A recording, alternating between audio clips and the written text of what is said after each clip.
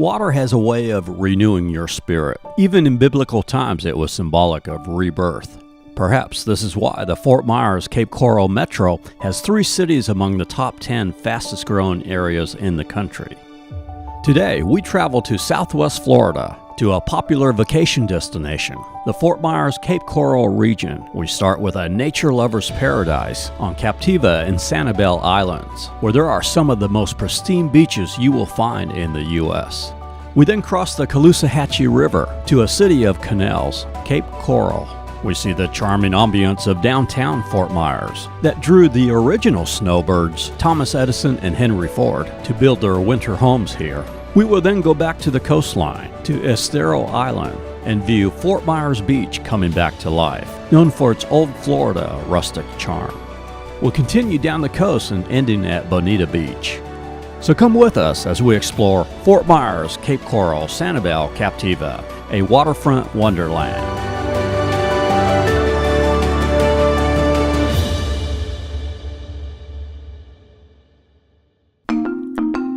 As you enter Fort Myers from I-75, you begin to see the great water scenery as you go over the Caloosahatchee River. Fort Myers was ranked number 6 among the fastest growing cities in the U.S. by Wallet Hub in 2019. Its sister city, Cape Coral, was number 9. And nearby Lehigh Acre, 60 miles to the east, is the number 1 fastest growing city in the country. We'll get into some interesting facts later. But first, we're going to head straight out on the Sanibel Causeway, heading up to Captiva Island.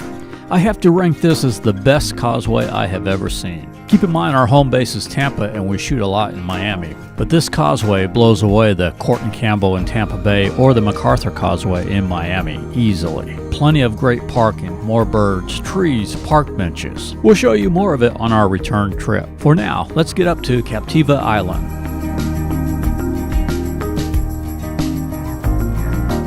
14 miles from the causeway is the northernmost public beach on Captiva, Allison Hagerup Beach Park, named after the lady who was instrumental in fighting for beach renourishment projects. We begin to head south back towards the causeway on Captiva Drive.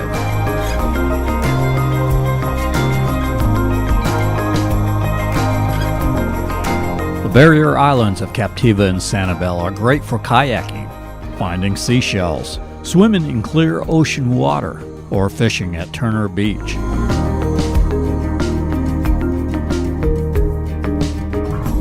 Blind Pass is where we cross from Captiva to Sanibel Island. It is here you can find cozy cottages by Castaway Cottages. No overcrowded beach condos with resort fees here. Just a great place to unwind and relax. Get back to nature.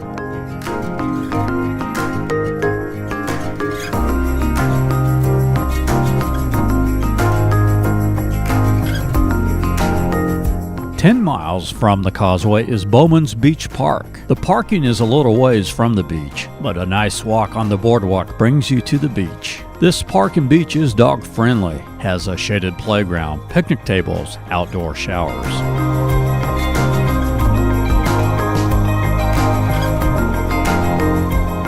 A tree-lined bike path runs along the side of Sanibel Captiva Road and Periwinkle Way, part of a 25-mile trail that meanders across both islands. As we start to enter the eastern part of Sanibel Island, you will find an assortment of exclusive shops and restaurants with a quaint small-town atmosphere. A Dairy Queen 2 miles from the causeway. The Sanibel Lighthouse, also known as Point Ebel Light, was one of the first lighthouses on Florida's Gulf Coast. First lit in 1884, the Lighthouse Beach Park takes up the whole eastern tip of Sanibel Island. It has a fishing pier on the north side that faces the causeway and a picnic area on the south part of the island that faces the Gulf of Mexico. It is great for finding shells due to the east-west orientation part of this island. Also great for viewing dolphins, pelicans, and ospreys. We now head back towards the causeway.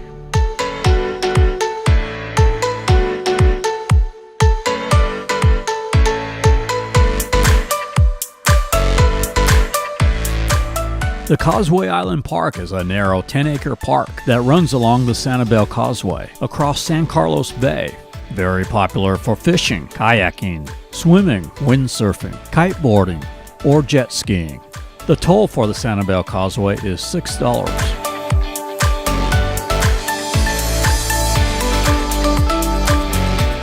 As well as great beaches, Fort Myers has some impressive inland parks. One of them is Lakes Regional Park, a huge park in the southern part of Fort Myers. It has bicycle paddlecraft boat rentals, large picnic shelters, amphitheater, bike trails, splash pad, and several gardens within the park. You can even ride a miniature train at the Railroad Museum, located in the park. With parks like this, no wonder people want to live in Fort Myers. City of Palms Park was once the spring home of the Boston Red Sox, now hosts college baseball games. We'll take a look at the current Red Sox stadium later in this video. Across the street from City of Palms Park is Skadium, an ice skating hockey arena, gymnasium, and fitness center all in one. One of America's greatest inventors, Thomas Edison, in 1886, bought land on the Caloosahatchee River in Fort Myers to build a winter home for him and his wife. A good friend of his, Henry Ford, would come to visit, and he loved Fort Myers so much that he decided to build a house next to Thomas Edison. Now, both these houses are a museum that you can visit.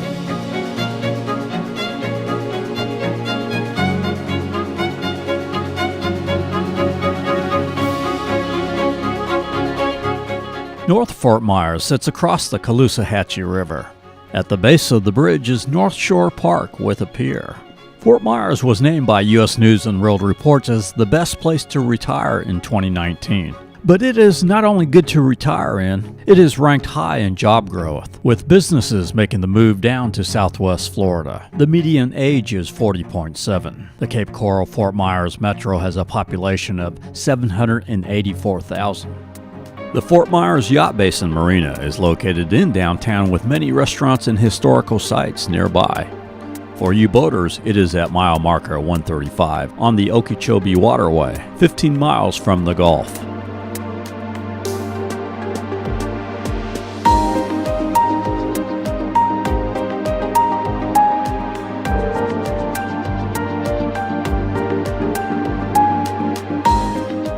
See works of art around the waterfront.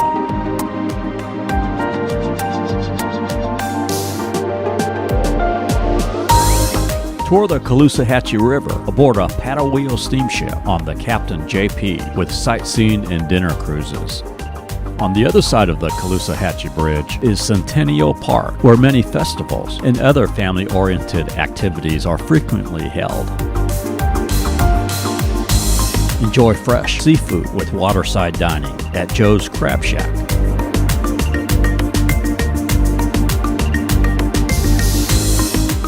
The downtown area of the Fort Myers River District has made significant improvements in the last 17 years. Really has brought life back to the streets and is continuing to develop. With its brick-paved roads, palm tree-lined streets, vintage architecture, and street lamps. The creative hub of the downtown is the Sidney and Byrne Davis Performing Arts Center. It hosts film festivals, concerts, exhibitions, galas, lectures. See myriverdistrict.com for more info on what to do in downtown Fort Myers.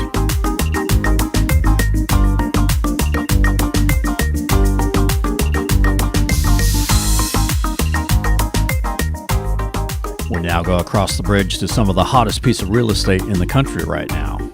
Cape Coral has more water inside its 120 square miles than any other city in the world. 40,000 of the 100,000 lots on Cape Coral are waterfront properties, either on a canal or the Caloosahatchee River. It claims to have more boats per capita than any other city in the world. While many people think of Cape Coral as a great place to retire, and it is, those under 25 actually outnumber those over 65. It has 11 waterfront parks. We are going to show you 2 of them.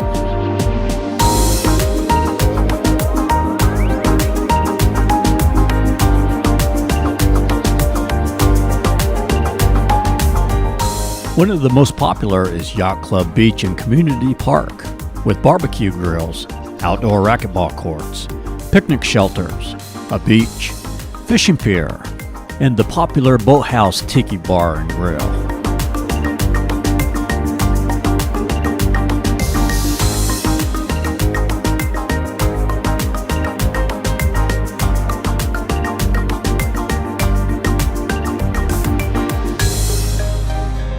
Further north on Cape Coral is another waterside park, JC Park, with fitness stations, gazebo, picnic areas, and beach.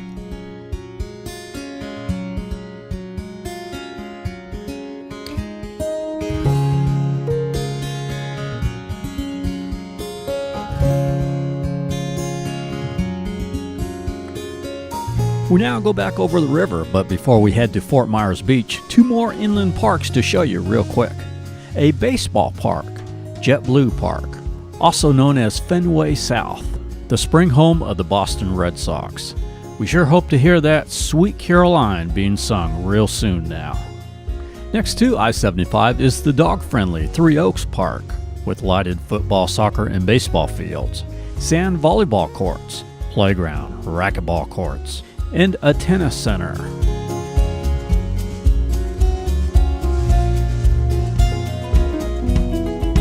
Now we head to Fort Myers Beach. On the way is one of the better miniature golfs you will find. Smuggler's Cove is a couple of miles north of the San Carlos Bridge. The Key West Express gives you a scenic boat ride on a jet-powered catamaran to the Florida Keys and Mallory Square on Key West, much quicker than driving. It also goes to Marco Island, which we will cover when we do the Naples video.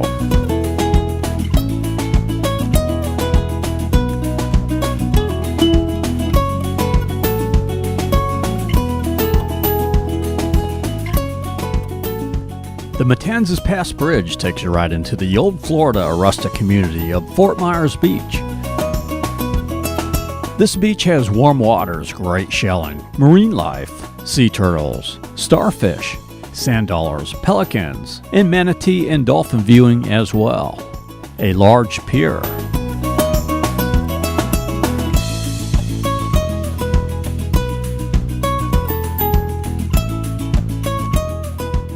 Times Square is a lively paid pedestrian community area where there are street performers, shops, and plenty of restaurants with outdoor seating.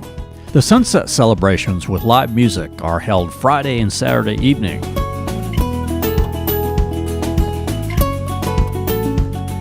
Old San Carlos Boulevard runs the 1/3 of a mile from Times Square to the Matanzas Pass, where Nervous Nelly's provides casual waterfront dining. If you like Mexican food, there's Felipe's.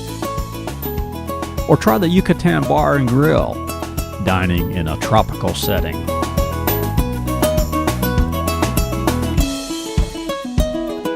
The Pier View Hotel Suites is the closest resort to the pier.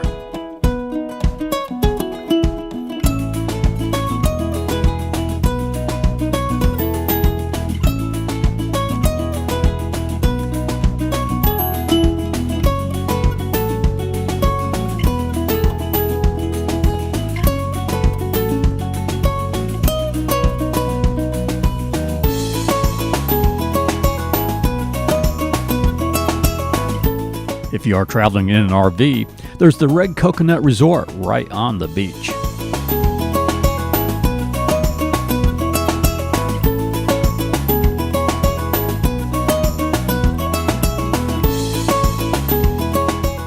Two and a half miles from Times Square is Newton Park and Beach, with outdoor showers, restrooms, several covered huts, picnic tables.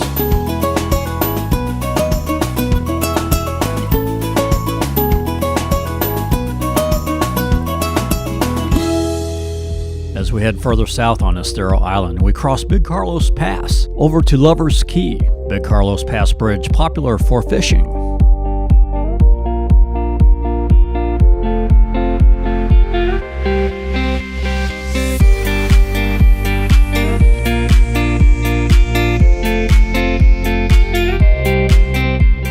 Lover's Key State Park is made up of barrier islands full of mangrove forests. This is where you really can see some serious nature. Rentals are available for kayaks, canoes, bicycles, beach chairs, umbrellas. It is $8 per vehicle for park entrance, open till sunset. We begin to enter Bonita Springs as we cross Big Hickory Pass, another popular fishing bridge. This area is just so beautiful.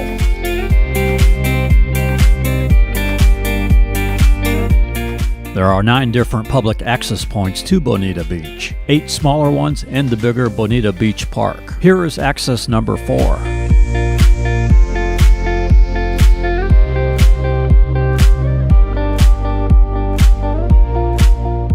Bonita Beach Park, a 2.5-acre park with boardwalk, swimming area, a gazebo, 8 picnic shelters, a volleyball court, and playground. Parking is $2 per hour.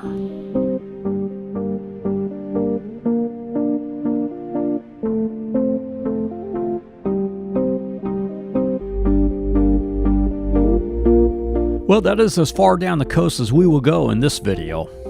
Further down the coast is Naples and Marco Island, which we will be doing a video of soon. The Fort Myers Cape Coral region will no doubt continue to grow.